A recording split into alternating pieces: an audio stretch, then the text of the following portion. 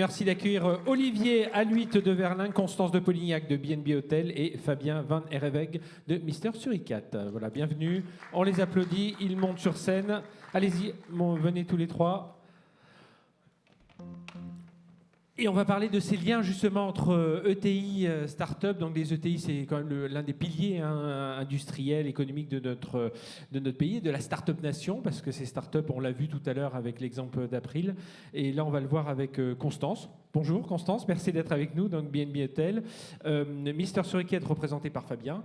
Et puis, hop, je l'ai ici, Olivier de chez Verlin. Bah tiens, Olivier, je vais démarrer avec toi. Donc Verlin, on en a parlé hier, alors c'était sur une cyberattaque, hein, mais voilà, on connaît un petit peu le métier de Verlin. Mais justement, en quoi Verlin cherche à travailler? Alors on a eu cet exemple avec April, mais qu'est-ce que ça apporte de travailler avec des startups? Comment est-ce qu'il y a un process déjà qui est enclenché chez Verlin? Oui, tout à fait. Effectivement, chez Verlin, on a beaucoup d'ouverture vers l'extérieur. L'objectif, ce n'est pas en soi de travailler avec une start-up, mais c'est vraiment de chercher des solutions qui permettent d'améliorer le service qu'on peut rendre aux clients, l'expérience qu'on peut offrir. Et effectivement, en ça, les start-up offrent souvent des solutions qui sont extrêmement intéressantes. Et c'est quelque chose qui est arrivé, ça fait longtemps, ou alors il y a eu un déclencheur un peu parce que c'est vrai qu'à un moment, c'était quand même compliqué. Enfin, les relations étaient plus difficiles. Enfin, pas forcément avec vous, mais d'une façon générale. Ouais, non, c'est vrai qu'il y a quelques années encore, il y avait pas mal de défiance déjà entre les startups et les plus grosses entreprises. Je pense que les choses ont énormément évolué depuis. On s'est rendu compte, aussi bien côté grands groupes ETI que startups, qu'il y avait une réelle complémentarité qui pouvait exister. Et du coup, il y a une accélération des coopérations, moi, que je vois au sein de Verlin, mais je pense que c'est quelque chose de général. Et on a vraiment des collaborations et des partenariats qui se mettent en place. Et depuis quelques années, effectivement, c'est de plus en plus vrai. Constance, un mot. Ouais, il y a le micro. Un mot sur BNB Hotel. Donc, c'est vrai, on connaît cette enseigne, cette marque qui est en hyper croissance. On va en reparler. Mais justement, pour nous donner quelques chiffres, là, nombre d'hôtels, même si ça change tous les mois, on en rajoute encore. Ça change 2 fois par semaine, puisqu'on voilà, ouvre 2 hôtels par semaine.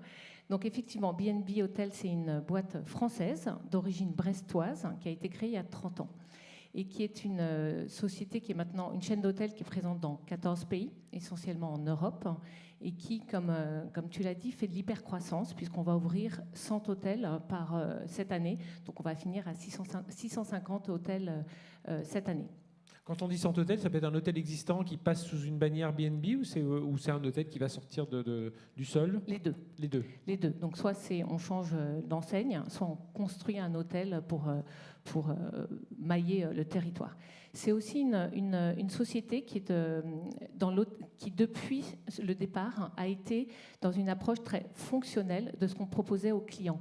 Et donc, on a toujours eu le digital comme étant quelque chose qui était au cœur de notre développement, puisque afin de répondre à ce besoin de fonctionnalité, il était extrêmement important d'avoir des services digitaux du début à la fin et des parcours clients qui étaient extrêmement fluides grâce à ce digital. On va en reparler de tout ça dans un instant. On en est où de la santé du secteur? Là, ça y est, ça a repris, on entend partout, c'est la reprise du tourisme, du secteur hôtelier, parce que faut voir quand même que c'est un secteur, c'est même pas une baisse, c'était un arrêt carrément de tout ça pendant quelques mois. Et aujourd'hui, oui, on sent, si tu te dis qu'il y a hyper croissance, ça y est, c'est reparti, mais voilà, les clients reviennent.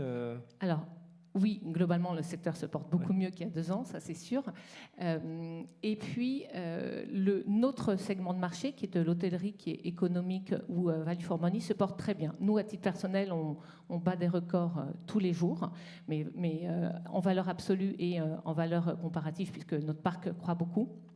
Et en fait, les gens reviennent, le business reprend, donc l'hôtellerie business, mais aussi le leisure revient sur des clients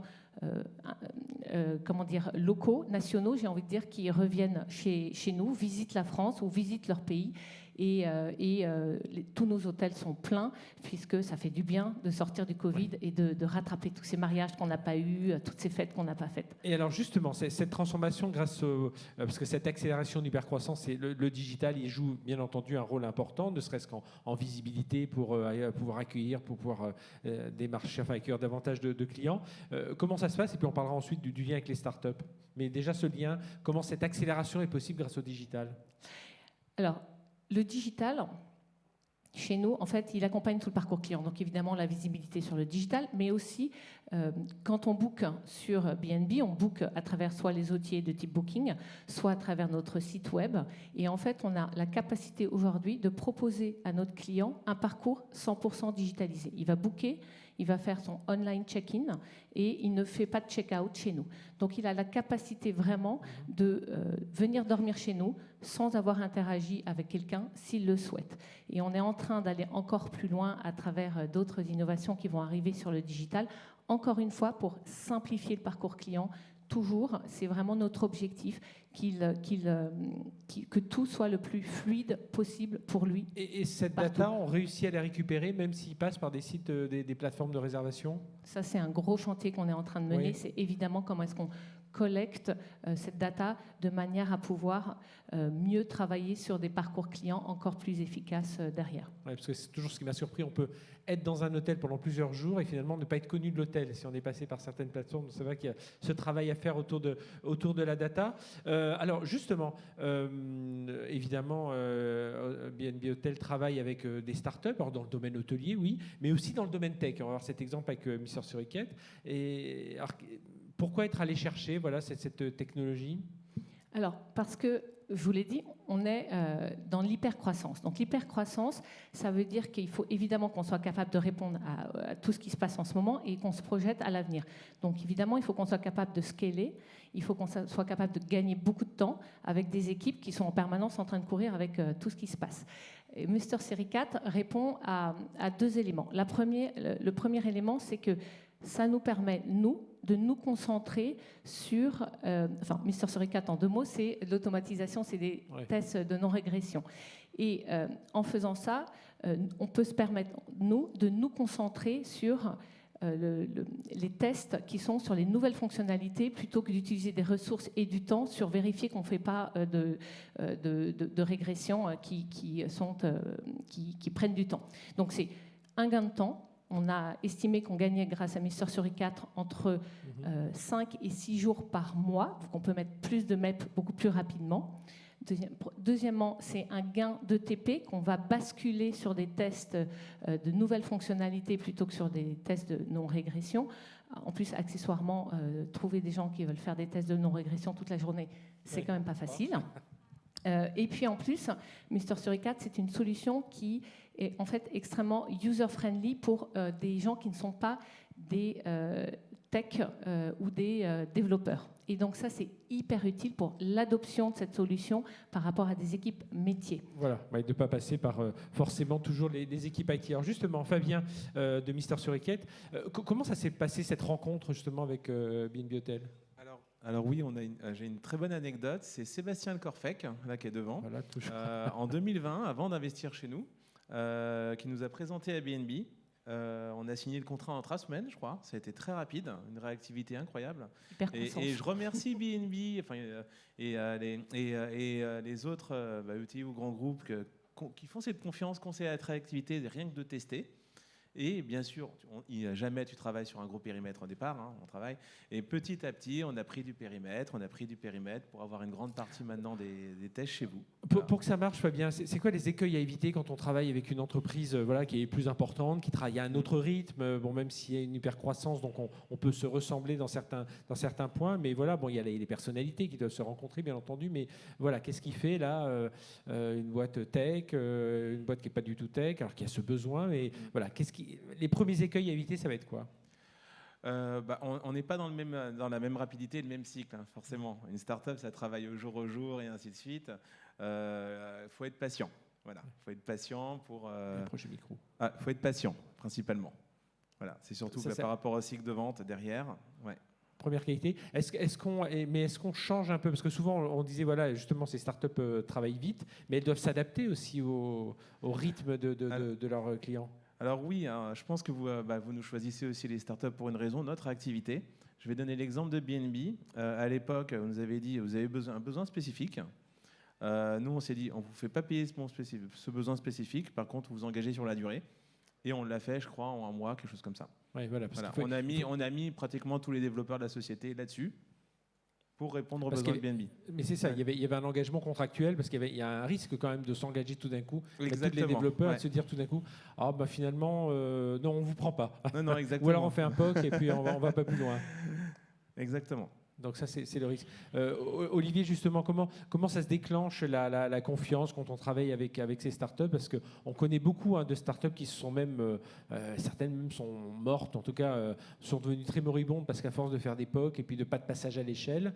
Est-ce qu'aujourd'hui, elles ont cette maturité aussi, les startups avec lesquelles vous travaillez, de dire, attendez, ben voilà, OK, on met un peu de disponibilité, mais après, vous engagez quand même à avancer avec nous pour un moment?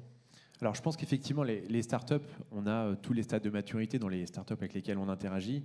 Ce à quoi on est vraiment attentif, nous, chez Verlingue et au sein du groupe Adélaïde, c'est leur capacité à s'inscrire sur le long terme. Parce qu'effectivement, nous, plus grand groupe, on a vraiment une activité qui s'inscrit dans le long terme. Donc, bien évidemment, il y a la qualité du produit qu'on va regarder, mais il y a aussi la qualité de l'équipe. Et on va se projeter avec eux sur l'avenir. Ce que tu disais est très vrai, c'est-à-dire qu'il y a parfois certaines entreprises ou certaines startups qui meurent parce que des entreprises vont faire du POC une fois avec eux, rester sur la partie entre guillemets gratuite ou en tout cas assez peu chère et ne pas s'inscrire dans la durée. Nous, on a une logique qui est totalement différente parce que ce que l'on souhaite avec l'ensemble de nos partenaires, c'est justement cette inscription dans la durée.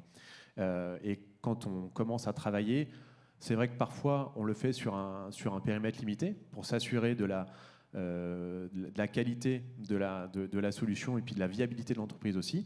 Et puis après, on s'inscrit dans cette inscription dans la durée. Il y a une volonté dès le départ d'être très transparent sur le fait qu'on souhaite un partenariat sur le long terme et donc que ce n'est qu'une première étape dans un chemin qui est beaucoup plus long. Ça va être quoi oui, Fabien, et puis je reviens vers Constance. Je rebondis juste sur ce que tu dis. Oui, c'est très important. Pour les étudiants et les grands groupes, il n'y a rien de gratuit. Voilà. C'est pour ça qu'en général, on a aussi appris dans le client, là, donc, qui est passé tout à l'heure. Et en gros, on ne fait rien de gratuit. Tout a besoin d'être payé. Et ça tue les startups de demander de faire des gratuits. Oui, mais ça, c'est une culture qui a un peu changé. Parce qu'à un moment, c'est en train de changer, c'est très bien. Exactement. On a connu ça justement. Constance, comment on travaille? Quels sont pour toi les facteurs de succès qui fait qu'une grande entreprise, une grande enseigne comme BNB Hotel va bien travailler avec Mister Suricat, mais aussi avec d'autres startups? Alors, déjà, il faut qu'il y ait un besoin métier à la base qui soit très clairement exprimé et que la start-up arrive à adopter les codes et les besoins de ces métiers. Donc là, ce qui est très intéressant, c'est que tu citais l'exemple où tu as mis tous tes développeurs par rapport à une demande de BNB. En fait, ça a été absolument vital dans l'adoption parce qu'en fait, on a non seulement développé quelque chose dont nous, pour lequel on avait un besoin, mais qui du coup, toi aussi, te permet de revendre en fait à l'extérieur cette fonctionnalité pour tes autres clients. Donc il y a vraiment un bénéfice mutuel à travailler comme ça. Le deuxième élément, c'est que ça doit nous permettre de répondre à des critères de soit libérer du temps, soit libérer des budgets, soit répondre à une nouvelle source de croissance pour nous. Et en l'occurrence, Mr. Suricat répondait à tous ces critères. Donc on s'est dit, voilà, on ne va pas le faire en interne. C'est toujours le débat entre make or buy. Et le buy, ici, on est prêt à prendre le risque puisque les gains étaient conséquents. Enfin, 6 jours de dev par mois, c'est énorme. Et est-ce qu'on peut entendre ça parfois de la part, pas forcément là, visiblement ça n'a pas été le cas là, avec Mister Suricat, mais quand on dirige une grande enseigne, une ETI, et on entend une startup qui dit oula, attendez, on gère 6 projets en même temps, on vous voit plutôt la semaine prochaine. Enfin, une startup qui elle aussi, parce qu'elle n'a pas forcément toutes les ressources à mettre en face. Est-ce que ça on l'entend aussi quand on est une entreprise qui a elle aussi besoin d'aller vite? Bah, ça, c'est toujours la gestion des priorités. Hein, ça, j'ai envie de dire, sinon, ça ne serait pas drôle. Mais de toute façon, il faut être très clair, nous, en fait, pourquoi on va chercher des startups, à quel moment on les met dans les process et quels sont les bénéfices attendus de ces startups-là. À partir du moment où ces 3 sujets-là sont assez clarifiés, en fait, on est capable d'aller sourcer et obtenir ce dont on a besoin des startups. Le gros risque, évidemment, mais ça aussi, tu le disais, c'est de prendre des startups pour des startups. Ça, c'est voué à l'échec.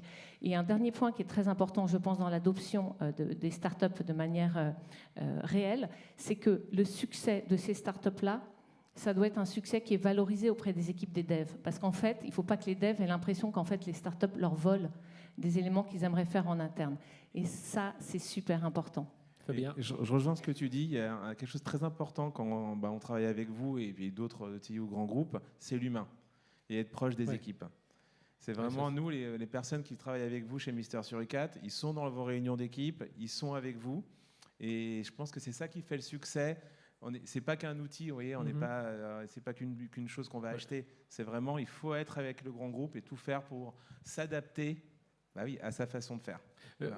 Olivier, un mot justement aussi sur quand on est dans le groupe en question, qu'on va faire appel à des startups, on sait qu'on va accélérer, il faut qu'on en tienne compte, il faut qu'on dise aux équipes, bon là on fait appel à ces startups, les gars, c'est pour, on se challenge, voilà, il faut être prêt à accélérer aussi, parce que c'est ça aussi ce double rythme.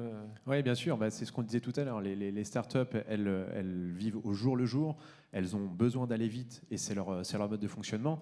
Et donc, quand on fait le choix de travailler avec une start-up, on sait qu'on se doit aussi, nous, en interne grand groupe, on se doit d'adopter le mode de fonctionnement start-up, ou en tout cas d'adapter nos fonctionnements internes pour être sur des cycles qui sont peut-être plus courts que d'habitude. Nous, typiquement, au sein du groupe, de Verlingue et du groupe Adélaïde, on a des process qui sont vraiment spécifiques, qui sont raccourcis notamment en termes de délai. Il y a bien évidemment les étapes en termes juridiques, etc., sont suivies, mais par contre, on fait en sorte d'être beaucoup plus réactif qu'avec d'autres groupes qui en ont moins besoin, justement pour pouvoir assurer la pérennité et la longévité des startups. Et vous, chez Verlingue, enfin du groupe Adélaïde de façon générale, vous allez même aller plus loin en étant un peu accélérateur, parce que ça aussi, c'est une étape que des entreprises... alors, il faut toujours bien gérer ça entre son département innovation, le côté accélérateur, les hommes aussi à gérer qui vont aller de l'un vers l'autre. Mais ça aussi, c'est une de vos particularités chez vous. Oui, absolument. C'est vrai qu'au sein du groupe Adélaïde, on a décidé de faire partie d'un incubateur où aujourd'hui, on accompagne des startups, justement. On a des équipes qui sont en contact avec ces startups-là pour les aider dans leur développement, les accompagner et faire en sorte d'accélérer leur développement au quotidien. Les startups ont l'avantage d'être extrêmement réactives, souvent ont des solutions qui sont extrêmement intéressantes. Elles n'ont parfois pas l'accès au marché. Nous, on va en tout cas leur faciliter, leur ouvrir les portes du réseau que l'on peut avoir en interne. On va leur apporter des compétences aussi qui sont assez pointues, notamment dans le domaine de l'assurance, mais pas uniquement.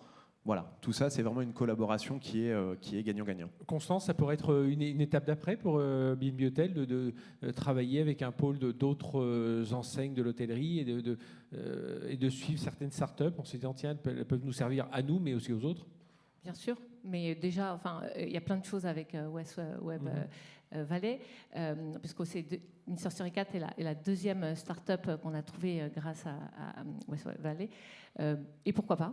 Bien sûr. Mais encore une fois, je pense que ce qui est très important, c'est, pour avoir participé à ce genre d'incubateur, c'est de revenir sur quels sont les besoins et comment est-ce qu'en fait on va vite. Oui, il ne faut pas s'écarter de son... Exactement, surtout pour nous. Il y a une question justement, comment assurer le développement de Mister Suricat dans un marché tendu RH, c'est-à-dire comment on se dit que la société va réussir à être...